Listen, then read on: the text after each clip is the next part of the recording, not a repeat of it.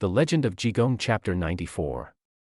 Okay, let's unpack this. Yeah. We are jumping right into a literal trial by fire. For those of you listening, I promise you, by the end of this, you won't just walk away with a summary of a cool magical battle. No, definitely not. You're going to see how this text brilliantly blends high spiritual philosophy with laugh-out-loud human pragmatism.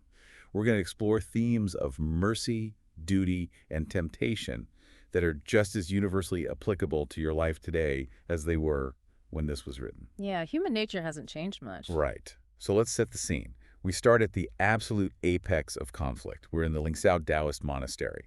We have this guy, Hua Qingfeng, who is this incredibly powerful Taoist mystic, and he is actively, maliciously trying to burn our main character, the monk Jigong, alive. And he's really putting his back into it. Oh, he's sweating, he's lighting fires, he's reciting intense incantations, he's actively channeling this massive, destructive magical force. We should probably pause here and look at the mechanics of what Hua Qingfeng is actually doing, because the specific type of magic he employs tells us everything about his character. Oh, I love getting into the magic systems. Break it down for us. Well, in this literary tradition, this kind of Taoist sorcery requires immense physical and spiritual exertion. Hua has to manually ignite the flame. He has to use vocalized spells, likely drawing on talismans, and he's forcing his internal K outward to manipulate the physical elements. Right, so it's not effortless. Not at all. It is an exhausting, heavy, and forceful kind of power. He is basically trying to impose his will upon the natural world through sheer aggressive effort and active malice. It sounds incredibly exhausting. And how does Jigong respond to being aggressively barbecued by this guy? Well, He doesn't even break a sweat. He just stands there. He recites a very famous 6-syllable Buddhist mantra, which is Om Mani Padme Hum. Adds a quick Om Shilling He, and just points a single finger. right. That is his entire defense. Just a point. Which is all it takes, really, to completely upend Hua's reality. Yeah, the fire immediately pulls a U-turn. It rushes back at Hua Qingfeng with double the intensity, setting his clothes, his hair, and his beard completely on fire. A total backfire. Literally, it forces him back and traps him inside this place called the Smoke Cloud Tower. The visual is just stunning. But it's the contrast in their power that I really want to dig into. We have Hua sweating and chanting and forcing this fire into existence, and Jigong, who just points. Yeah, that contrast is really the foundational philosophy of the text. It's a masterclass in portraying what true ultimate power actually looks like. Because Jigong's magic is different. Exactly. Jigong's magic is entirely about effortless redirection. He doesn't need to generate his own destructive force to counter Hua. He simply takes the aggressor's weapon, the very energy Hua has spent so much effort conjuring, and turns it back on him. It's like philosophical Aikido. That's a great way to put it. In Buddhist and Taoist philosophy, true mastery isn't about exerting overwhelming counterforce. It's about being so perfectly aligned with the natural order, so centered in the concept of emptiness or non-attachment, that a mere gesture realigns the universe. I want to break down that mantra for our listeners too, because Om Mani Padme Hum isn't just like a random magic word, right? It has a very specific weight to it. Extremely specific. It is perhaps the most ubiquitous mantra in Mahayana Buddhism. It's particularly associated with Avalokiteshvara, who is the bodhisattva of compassion. Okay, compassion. Right. Roughly translated, it references the jewel in the lotus. But in the context of this battle, chanting it is a manifestation of pure, unadulterated compassion and enlightenment. Jigong isn't casting a fire reflection spell. He's not just playing wizard. Exactly. He is asserting the ultimate, unshakable truth of the universe. And against that pure truth, Hua's selfish, ego-driven magic simply collapses and rebounds on itself. Like magical judo. You just use the opponent's momentum against them. Yeah. But here is where the story takes a turn that I genuinely struggle with. Yeah, and I think a lot of you listening might struggle with this too. So, Hua Qingfeng is trapped in this burning tower. His beard is burned off, he's completely defeated, and he starts screaming for mercy. He begs, "Holy monk, have compassion, spare my life, I will never dare do this again." Right. And Jigong, who the text explicitly describes as having a Buddha heart, just immediately extinguishes the flames. He lets Hua and his accomplice, this guy named Hua Yunlong, literally flee on the wind at their feet. Yeah, he just opens the door and allows them to vanish into the wind. Okay, I have to push back on this. I really can't wrap my head around this decision. If this guy is a known, powerful villain who literally just tried to immolate him and presumably has the power to go on and hurt innocent people, isn't letting him go incredibly irresponsible. It does feel that way to us, yeah. Does having a Buddha heart mean you just lack a basic practical sense of justice? Well, it definitely challenges our modern sensibilities, doesn't it? But if we connect this to the bigger picture of the text's moral universe, we have to fundamentally reevaluate what justice actually means here. How so? Because in a modern framework, justice usually demands retribution, or at the very least, containment. You try to burn a monk, you get locked up. You are a danger to society. Exactly. But in the logic of Jigong Quanzhuan, compassion completely and totally overrides retribution. Even when it's objectively dangerous to be compassionate. Yeah. What if Hua Feng just goes to the next town and sets someone else on fire? It's a fair point. But the text argues that the spiritual risk to Jigong's own enlightenment is a much greater concern than the physical risk Hua poses. The victory for an enlightened being like Jigong isn't in the execution or even the imprisonment of his enemies. Then what is the victory? It's in their submission. Hua Feng begging for mercy. That is the victory. The ego has been broken.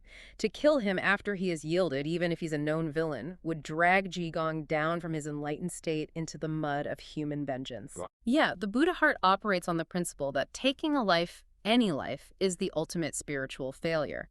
By letting them escape, Jigong demonstrates that his power isn't just physical superiority.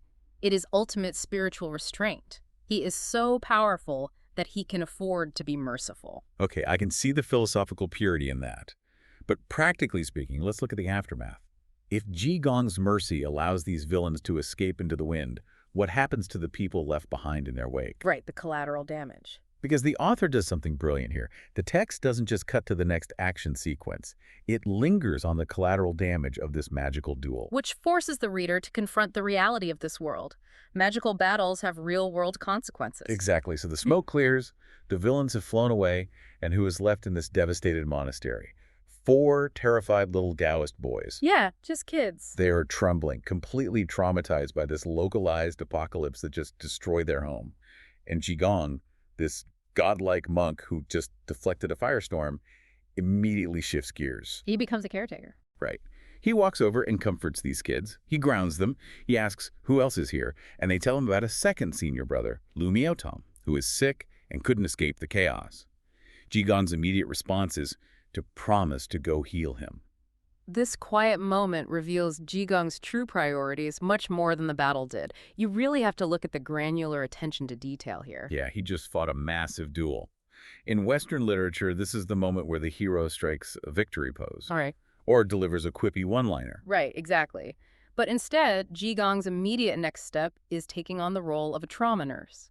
He's checking on the mental and physical health of the enemy's subordinates. It's like Superman finishing a city-destroying fight with Lex Luthor, and instead of flying away, he immediately stops to check the blood pressure of Luthor's low-level henchmen. That is a brilliant analogy, and it reinforces the mechanics of true power that we just discussed.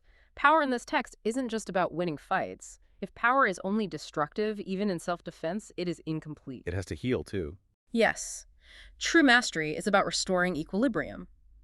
The universe was thrown out of balance by Hua Feng's malice. By caring for the vulnerable, these terrified boys and the sick man Jigong is actively repairing that harmonic balance. He's cleaning up the energetic and emotional mess, not just putting out the physical fires. I love that concept of cleaning up the energetic mess. So, having restored order and balance at the temple, Jigong turns his attention to the 3 ordinary men he just rescued from the fire. The bodyguards. Right, Yang Ming, Lai Ming, and Chen Liang. They're profusely thanking him, kowtowing, saying they would literally be ash without him.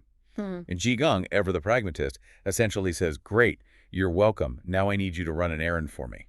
We pivot instantly from cosmic magic to a very grounded bureaucratic task. It's so funny. He hands them a letter. The mission is highly specific. They need to deliver this letter to a man named Ma Jun at Ma Jiahu, which translates to Ma Family Lake, so he can give it to Master Ma. Simple enough. Right, but the text mentions that Ma Jun goes by the nickname White-Faced Zhuan Zhu.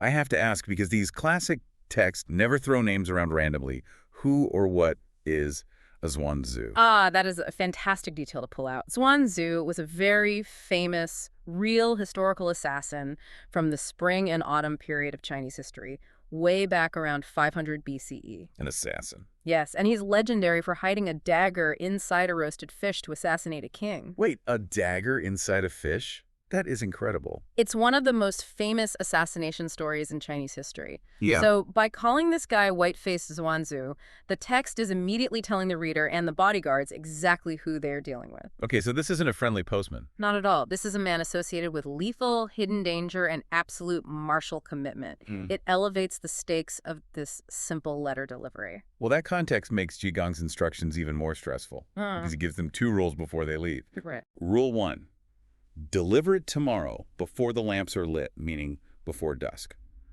Rule 2, and this is the crucial one, Jigong looks them in the eye and explicitly warns them, do not get involved in any other business or meddle in idle affairs along the way. A classic warning. And Yang Ming, of course, swears up and down, oh, absolutely not, master. We will go straight there. We won't mess this up. Which is the single most dangerous promise you can make in a piece of classic literature. I mean, it's like telling a toddler not to push the big glowing red button.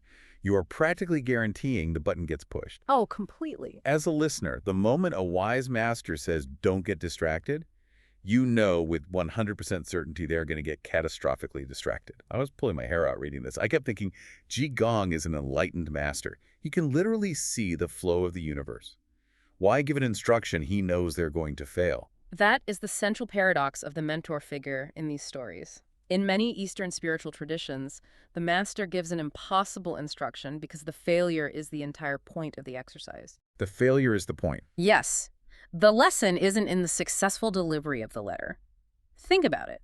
If they just walked to the lake, handed over the paper, and walked back, they learn absolutely nothing about their own flaws. So you're saying Jigong set them up to fail on purpose? I wouldn't call it a setup as much as a catalyst for their spiritual growth. Jigong knows who he is dealing with. These 3 men, Yang Ming, Lei Ming, and Chen Liang, they're professional bodyguards. Right. They are martial men, men of action. Their entire identity is built on intervening, fighting, and meddling in affairs to protect people or prove their strength. Asking them not to meddle is like asking water not to be wet. Or asking me not to drink coffee. Exactly. So by giving them a rule he knows their nature will force them to break, Jigong is setting them on a path where they have to confront their own limitations. He is testing their character, not their navigation skills. And the universe itself seems completely aligned with this test, because they set out the next morning with the absolute best of intentions. They are walking under a bright sunny sky, making great time. But external forces, literally the weather, immediately intervene to derail their perfect plans. The transition here is breathtakingly fast. It perfectly mimics the loss of control the characters are experiencing. It really is. One moment they're walking, covering a few dozen miles, and the next, a catastrophic storm hits. And the imagery the author uses is so visceral, it doesn't just say, it started raining. No, it's much more poetic. It says black clouds locked out the sun, thunder shook the dragons, and the groundwater rose several feet almost instantly. It's an apocalyptic deluge. Let's talk about that phrase, thunder shook the dragons. What does that signify? In traditional Chinese cosmology, dragons aren't the, fire-breathing monsters of Western fantasy that knights go out and slay. Right, not like Game of Thrones. No, not at all. Dragons, specifically the Dragon Kings, are divine entities that control the weather, the rain, the rivers, and the seas. They are basically the administrators of storms. Okay, wow. So when the text says the thunder shook the dragons, it means the heavens themselves are actively, powerfully engaged. This isn't just a low-pressure system moving in. This is a manifestation of Tianming, the will of heaven. Which brings up this massive, unresolvable tension between free will and fate. Think about it from the bodyguard's perspective. They made a solemn promise to an enlightened being. Right? That's their free will. They fully intend to keep their word. Yeah. But fate, manifesting as this dragon-shaking heavenly storm, literally washes their intentions away. It forces them off the road. It creates a scenario where keeping their promise to not stop and meddle becomes physically impossible if they want to survive the floods. It highlights the absolute limits of human agency. These men are capable, violent martial artists. They are used to enforcing their will on the world through physical strength and weapon skill. If a bandit blocked the road, they'd just fight him. Exactly. They would just cut him down and keep their promise. But against the raw power of nature, against the will of heaven, their martial arts are completely laughably useless. You can't stab a flood. You really can't stab a flood. The storm strips away their illusion of control entirely, and it forces them to seek shelter. which moves the narrative from a battle against nature to a much more complex and frankly more frustrating battle of social negotiation. Right. They are forced off the main road, and they find this small, sparse village. They trudge through the rising water and huddle in the gatehouse of a large, wealthy estate just to avoid drowning. And this servant comes out, looks at these three soaking wet men, and essentially tells them to scram. We're closing the door. You can't stay here. The complete absence of hospitality. Yeah. Yang Ming, trying to be reasonable, asks if there is a local inn. The servant says there are none. Yang Ming practically begs for them to just let them shelter under the roof for the night. The servant flat out refuses. He has his reasons, though. He does. The servant explains that the last time they helped a traveler, they let him inside, gave him a warm blanket, and the guy waited until dark, stole the blanket, and robbed the estate. And the servant uses a brilliant, deeply cynical idiom to justify closing the door in their faces. He says, "Isn't that burning paper and attracting ghosts?" I'm obsessed with that phrase, burning paper and attracting ghosts. Yeah. I want to understand the exact mechanics of this metaphor because it feels like the perfect poetic translation of our modern phrase, no good deed goes unpunished. What is the cultural context here? It's a profound metaphor drawn from traditional ancestor worship and the ghost festival, or Zongyonji. Okay. In Chinese folk religion, the living burn joss paper, often called ghost money or spirit money, as an offering to their deceased ancestors to ensure they have wealth in the afterlife. It is an act of deep piety and charity. So you are doing a good thing. Yes, you are performing a virtuous act. However, the belief is that the smoke and the spiritual currency can also attract hungry ghosts. Hungry ghosts. Yeah. Wandering, malicious, or neglected spirits who have no family to burn money for them. These spirits swarm the offering, bring bad luck, and haunt the person who is just trying to be charitable. Wow. So the servant is basically saying, our charity is the paper money, and you stranded travelers are the hungry ghosts who are going to bring ruin to our house. Exactly. It's a profound metaphor for the breakdown of the social contract. I have to be honest, as harsh as it sounds, if I put myself in the servant's shoes, I actually side with him. You'd lock them out. I mean, think about it. If you let a stranger crash on your couch to get out of the rain, and they woke up in the middle of the night, stole your TV, your laptop, and your car keys, I guarantee you would never let anyone in again. Your door would be triple locked forever. So, is Yang Ming just manipulating this servant's guilt, or is he making a valid moral point when he argues back? Well, he's making a valid point, but it's a point born entirely out of survival instinct. This interaction at the gatehouse serves as a microcosm of societal trust and what we call the tragedy of the commons. Right, where one person ruins it for everyone. Exactly. The servant represents the reality of how one bad actor can completely destroy the social safety net for everyone else who comes after them. The estate was charitable once, they were exploited, and now they have hardened their hearts for self-preservation. From a pragmatic standpoint, the servant is 100% correct. But Yang Ming can't accept that, or they'll literally freeze to death. So how does he negotiate his way out of this? He uses a two-pronged approach to rebuild that broken trust on the fly. First, he appeals to high-minded philosophy. He quotes the Confucian ideal that all men within the four seas are brothers. Oh, that's beautiful. It is. He is trying to remind the servant of their shared humanity, essentially saying, you cannot let a brother drown in a storm regardless of past trauma. But philosophy doesn't usually pay the rent, right? Precisely. Yang Ming knows high-minded philosophy isn't enough to override the servant's fear of being robbed again. So his second tactic is far more practical.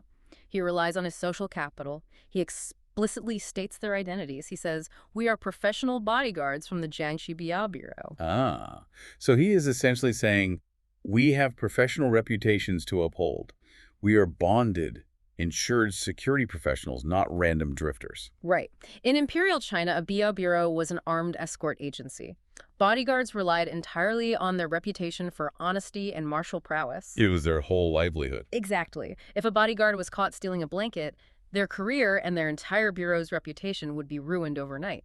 Yang Ming is leveraging his professional identity to assure the servant that they are governed by a strict code of honor. They aren't the hungry ghosts drawn by the paper. They are righteous men of status. It's a delicate, high-stakes negotiation to override the servant's justified cynicism. And it takes skill to pull off. And amazingly, it works. The servant tells him to wait, goes to check with the master of the house, and eventually the heavy doors open and they are invited inside. Yang Ming's silver tongue gets them out of the storm. But They very quickly discovered that the sanctuary they just begged so hard to enter is dealing with its own terrifying invisible storm on the inside. The sanctuary is entirely a facade. And a very, very expensive facade. Mm-hmm. They're led inside, and they meet the master of the house, a 68-year-old man named Jigong. And the author goes out of their way. I mean, they really spend time detailing the extreme wealth of this estate. The descriptions are lavish. Let me paint the picture for you. They walk into the main hall and see furniture made of rare pear wood and red sandalwood. There are ancient Shang and Zhou dynasty bronzes sitting on tables. There is Qin and Han dynasty jade everywhere. The walls are covered in famous, priceless calligraphy. The message is aggressively clear. This guy has infinite money. Right, and to give the listener some context on those specific antiques, Shang and Zhou dynasty bronzes date back to roughly 1600 to 256 BCE. Wow, so really ancient. Yes. These aren't just pretty bowls. They are ancient ritual vessels, often covered in intricate, imposing designs like the Taodi motif. Having them casually displayed in a rural estate during the era this book is set is a staggering display of wealth and cultural elite status. It's the equivalent of having an original Michelangelo sculpture just sitting in your foyer. And yet his demeanor completely contradicts his opulent surroundings. Jigong welcomes them politely. He orders a feast to be prepared for these wet strangers, but he's incredibly depressed.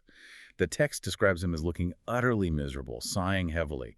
And here's where it gets really interesting, because Lai Ming, who apparently has zero social grace or situational awareness whatsoever, just bluntly asks the guy, "Hey, old man, are you just being stingy with the food?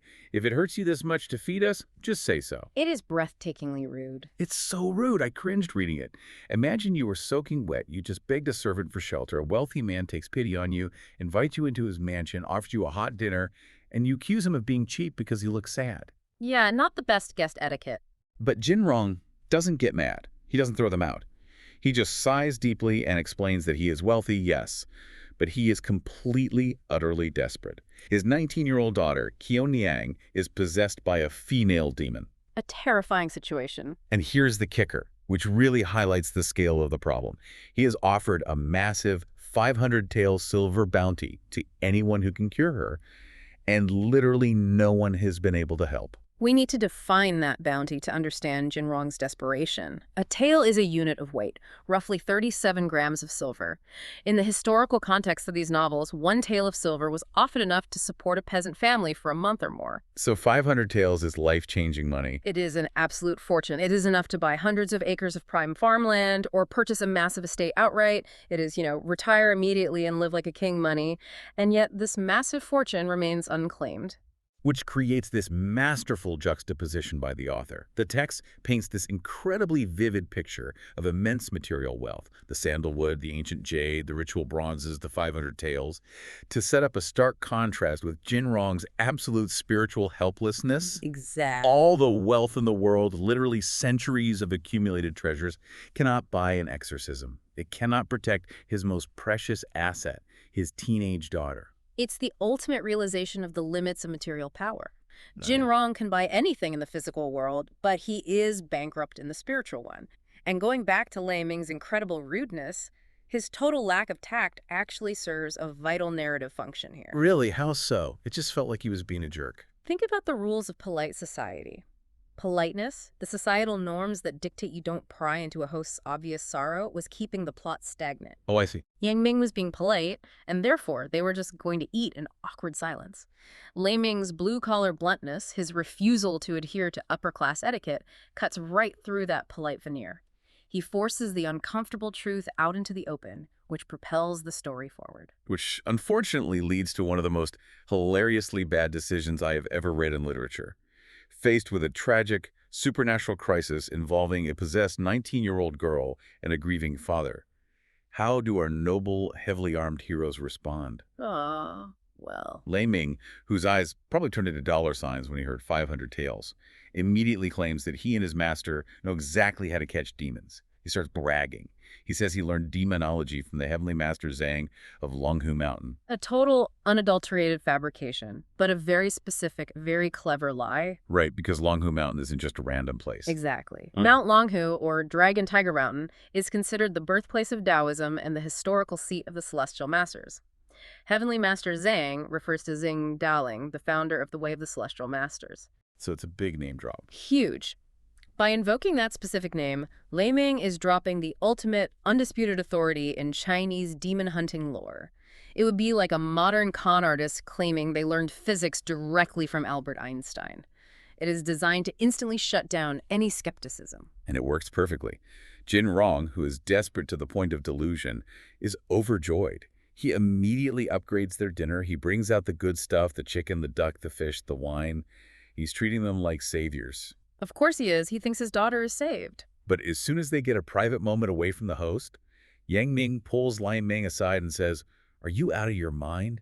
We don't know how to catch demons. We hit people with swords." And Lei Ming's justification for this massive, life-threatening lie is just pure, unvarnished human appetite. It is the most relatable thing in the whole text.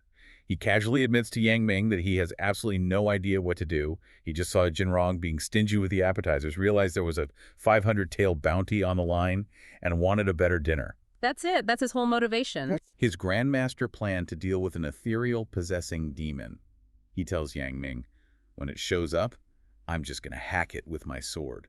The dark comedy here is incredible. Lei Ming is literally risking his life and the lives of his sworn brothers against an unknown, proven supernatural entity, all to get some roasted duck and a warm bed for the night. It's wild.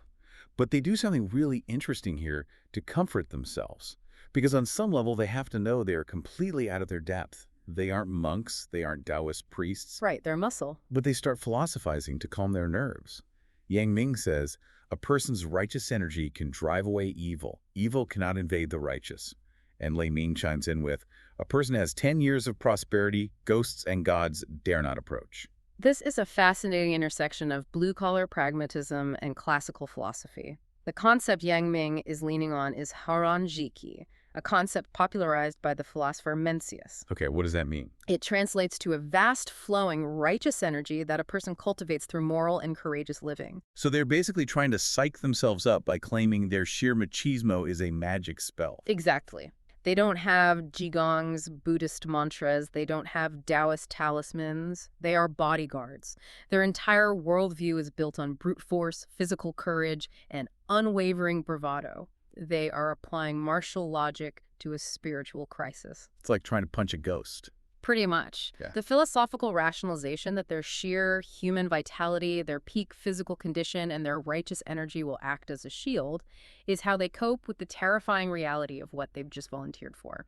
They are convincing themselves that being a strong, confident human is enough to repel the supernatural. Well, that confidence is about to be severely tested. The lavish feast ends, the duck has been eaten, the lie is locked in.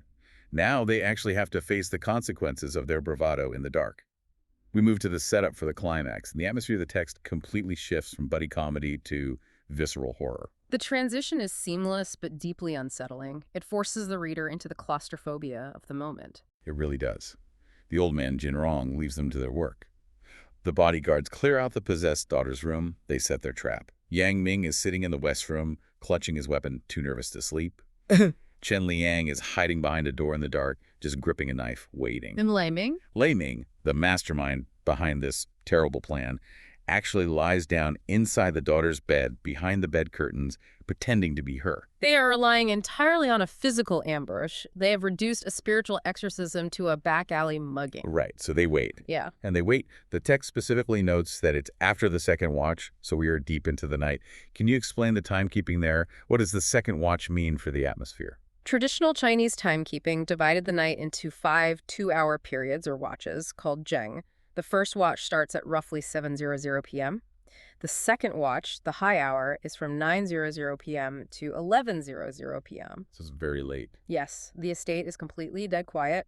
The servants are asleep. The lamps are out.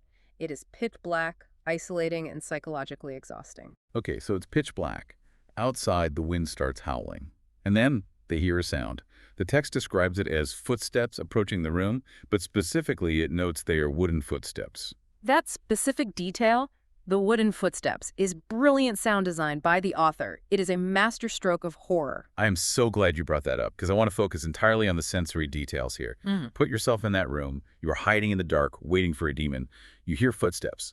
The wooden footsteps detail is pure, unadulterated nightmare fuel. It really is. Why are they wooden? Yeah. Is the demon walking on stilts? Is it a puppet? A reanimated tree spirit? Does it have hollow wooden blocks for feet? It instantly changes the vibe. We went from a goofy comedy about stealing a rich guy's dinner to a terrifying, uncanny ghost story in a single sentence. It introduces the element of the uncanny valley. A normal footstep is flesh and bone. It has a rhythm, a soft thud that our brains intuitively understand. Right, something familiar. But a wooden footstep implies something rigid, unnatural, and heavy. It signals to the reader and to the terrified men sweating in the dark that whatever is approaching the door is fundamentally wrong. It evokes the terror of the Jiangshi, the hopping vampires of folklore, or possessed effigies. It is something inorganic that is moving. And then the door opens, the demon enters the room. But it doesn't roar. It doesn't scream or breathe fire like the Taoist in the first scene. It speaks, and its opening line is so casually domestic. It says, "Sister, are you asleep? I came to talk." It's mimicking intimacy. It's using the language of family to invade the safest space in a house, a young woman's bedroom. Yes. It sounds like a roommate or a sister coming in for late-night gossip. It is so disarming. But then, a split second later, the demon's tone completely changes. The facade drops. Exactly. Stops dead, sniffs the air and says, "Oh, a smell of strangers. Who dares be in this room?" And Lai Ming, lying in the bed, realizes the jig is up and reaches for his blade. And that's where our excerpt ends. It perfectly builds unbearable tension right before the cliffhanger.